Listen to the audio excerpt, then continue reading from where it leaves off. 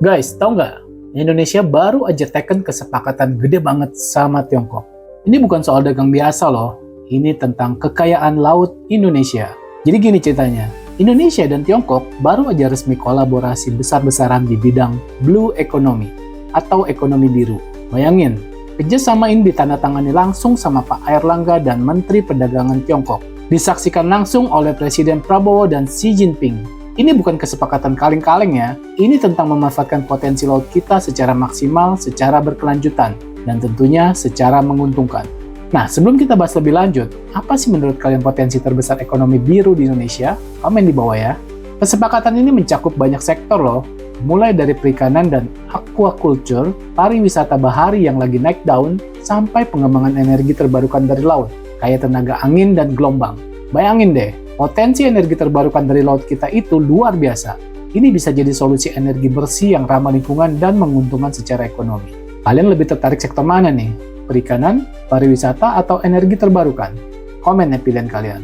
Tapi sebelum kita terlalu jauh, kita perlu ngerti dulu nih, sebenarnya apa sih ekonomi biru itu? Bukan cuma soal ngambil kekayaan laut seenaknya ya. Ekonomi biru itu lebih dari itu. Ini tentang memanfaatkan potensi laut secara berkelanjutan, tanpa merusak ekosistemnya. Bayangin aja, kita bisa dapat untung besar, tapi lautnya tetap terjaga keindahan dan kesehatannya. Keren kan? Ada banyak definisi ekonomi biru, tapi intinya sama, memanfaatkan sumber daya laut secara bijak dan berkelanjutan. Ini bukan soal bisnis, tapi juga soal tanggung jawab kita terhadap lingkungan. Kita harus memastikan bahwa generasi mendatang juga bisa menikmati kekayaan laut Indonesia.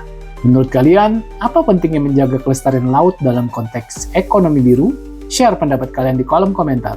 Nah, sekarang kita bahas potensi ekonomi biru di Indonesia. Sebagai negara kepulauan terbesar di dunia, kita punya potensi yang luar biasa. Bayangin, luas laut kita jauh lebih besar daripada daratannya. Ini harta karun yang belum tergali sepenuhnya selama ini.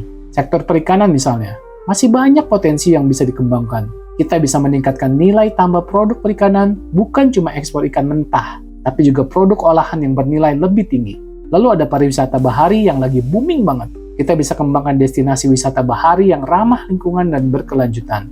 Dan jangan lupa energi terbarukan dari laut, yang bisa mengurangi ketergantungan kita pada energi fosil. Menurut kalian, sektor mana yang paling menjanjikan di ekonomi biru di Indonesia? Jangan lupa like video ini kalau kalian setuju. Tentu aja, ada tantangannya juga. Kita perlu investasi besar-besaran di infrastruktur, teknologi, dan sumber daya manusia. Kita juga perlu regulasi yang jelas dan tegas untuk memastikan keberlanjutan. Tapi di balik tantangan ini, ada peluang investasi yang sangat besar. Ini kesempatan emas bagi para investor untuk ikut serta dalam pembangunan ekonomi biru Indonesia. Apa menurut kalian tantangan terbesar dalam pengembangan ekonomi biru di Indonesia? Komen jawaban kalian.